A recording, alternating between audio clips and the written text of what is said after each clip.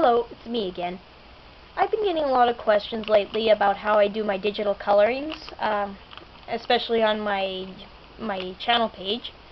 So I am going to show you guys how I do digital colorings with Photoshop by turning this drawing into a work of art. It doesn't look like much now, but it will be.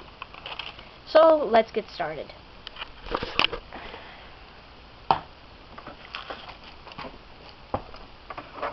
Put up the scanner here. Okay, put the drawing in, like so. Shut this. And I've got a tablet, bamboo tablet. So, okay, let's just minus this one. And go to Adobe Photoshop. I know you can't see it very well, but that's what I'm going on. Just let it load.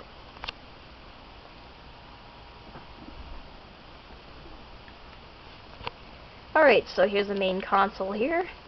So go to File, once it loads here, and import TW Brother, which is my printer here. Go to that. I'll get up a little menu here.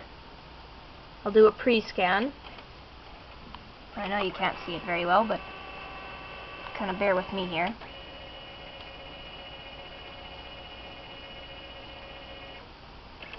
Okay, so there's the drawing there. And it's quite filthy, so let's see if we can maybe color this up. We'll do another pre-scan.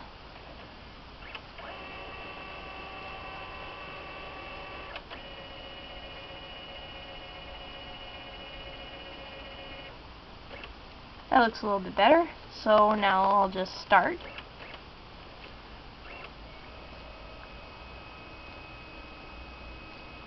Scanning now.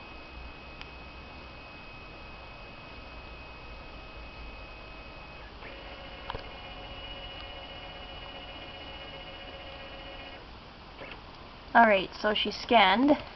I'll exit that out. Now it's back upside down, so what I'll do is I'll rotate this. Still not good enough, so I'll rotate that again. And there we go so far. Alright, so now with the scanned image, I'm going to have to clean it up. It'll probably take a long time, so I'll re-record this again once I get that all done. But I'll use this little tablet here, and I'll use this to zoom in with my finger. See, it zooms it up nicely. And I'll use this to because this is my drawing interface. So I'll restart it again when I get... Alright, so here's the cleaned up picture. Now I'm going to color this in now. So I'll need to make a new layer over here. See, now there's layer 1. I know you can't read it very well. Now I have to unlock this layer, so I recall it, I don't know. I just put layer 0, I don't really care for the name. But I'd recommend, if you use a lot of layers, to name your layers so they're easy to remember, you know. But I'm not going to use a whole lot of layers. So there's my layer. This is unlocked now. So I'll go and grab this, drag it down here. Now that's above here. So then, you can't really see this, but there's a thing here that says normal. Put that to multiply. It should be below normal, dissolve, and darken. It's right there. And what that does, it'll make the white transparent so that the color shows through. So I'll give you a little demonstration here. I'll just pick a color here.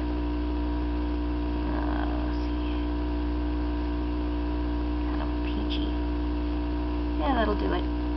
Okay, so I'm coloring on the below layer, and I'll use a bigger brush so you can see this. You can see I'm coloring this in now, but of course I got this on grayscale, so I need to change the mode to RGB. Don't merge. Now see, there's the color. All nice and coming in there. And just color that in.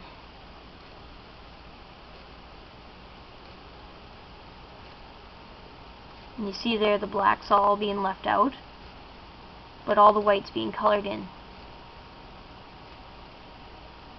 It looks all pretty, kind of. I just zoomed in with my glowing ring there, that thing. So here we go. Color this in more.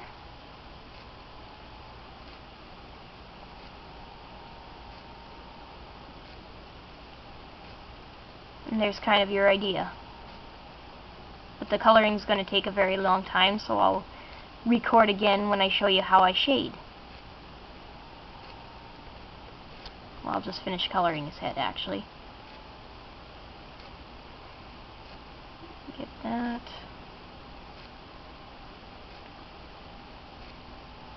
I might need to finish coloring up that, but I may leave it rugged looking too. And get his hands colored in.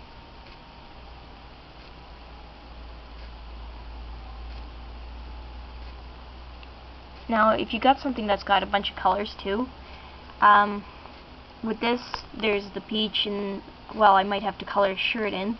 So what I'll do, so I don't end up overlapping the colors, is I'll go and create another new layer. And this will be for the shirt. So when I go to grab this color over here, I choose this color. Something like that'll work. Now I go to color in, and see where that hand is? Purple doesn't color in it. I'm coloring in there and there's nothing. That's a useful thing with having multiple layers. So I'll just color in here. And as you see, it's still not coloring the black.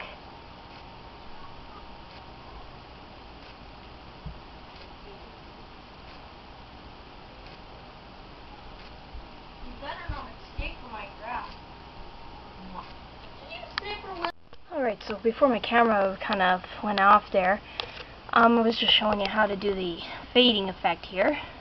Gaussian blur and then burn. Now I'm going to do zoom. So I'll just merge all this shading here.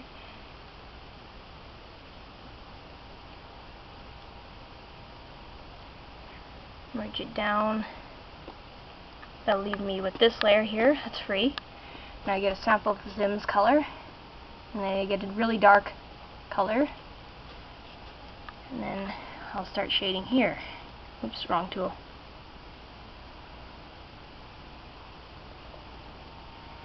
And as you see here,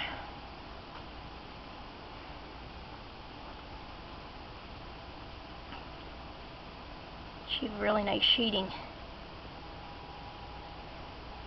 I just made a little layer right there. Let's see, now I'll go to filter. Oh wait, burn. I'll make this darker. And I'll filter, blur, Gaussian blur. Adjust it so it's nice and smooth looking. And merge that down. There. So I have 3 layers. I'll just merge this actually with the other ones. And then I'll do the shading on his shirt. Well, same thing again. Get a darker color. And then shade this in. Kind of put a little bit of shading under his finger.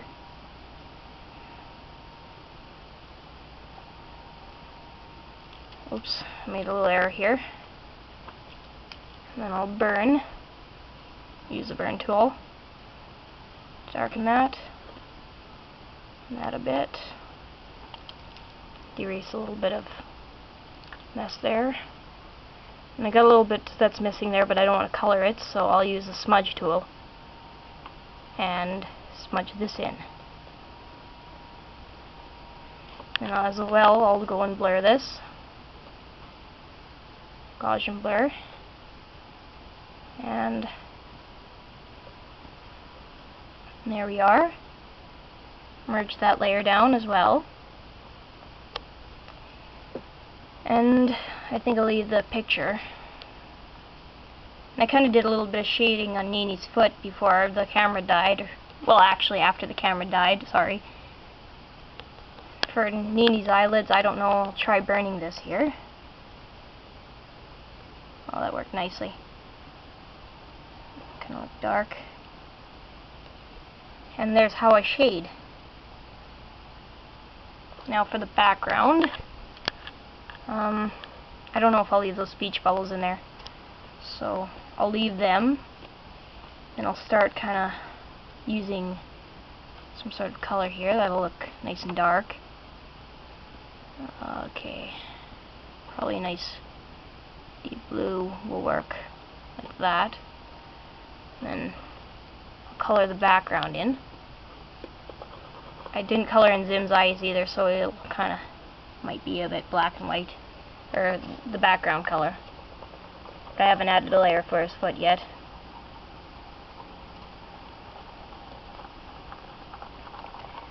And yes, I just smear that in. See, there kind of made an error. So I don't have this colored in, so it'll show. So I'll just erase that little bit.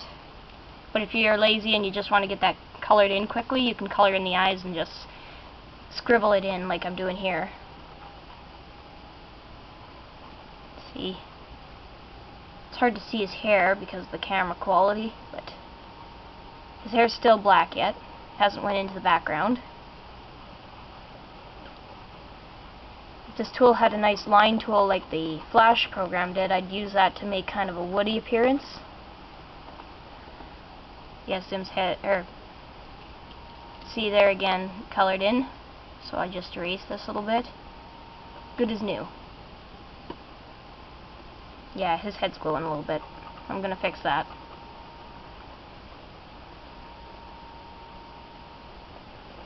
And Zim's is too a little bit. See now.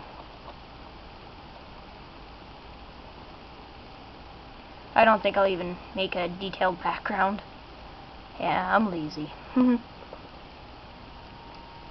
color in that a little bit. Trying to avoid getting it into the eyes as much as possible. And I just kind of do a little fine touching up.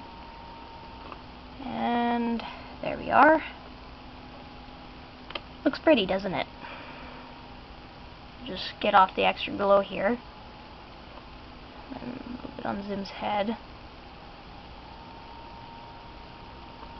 Anywhere else I don't want to glow, I'll erase that.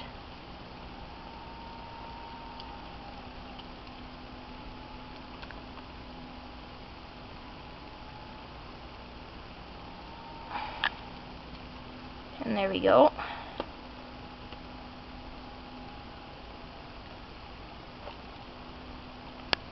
Well, it looks like I got a little bit here, so knife, just kind of grease. Now, because I'm really lazy with this, I'm just gonna burn it to give it a little shadowy effect. I don't know, I'll see if I can find a nice little tool here, but she kind of gives you the point it's in a dark place.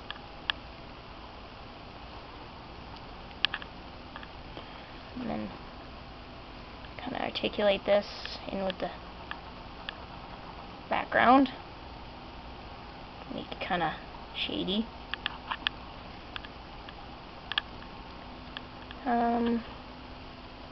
Doesn't look like I've got a line tool here, so this is it. Finished project. I don't know if you can see that, but I'll show you what the end product looks like in better quality, as I've kind of used for the steps.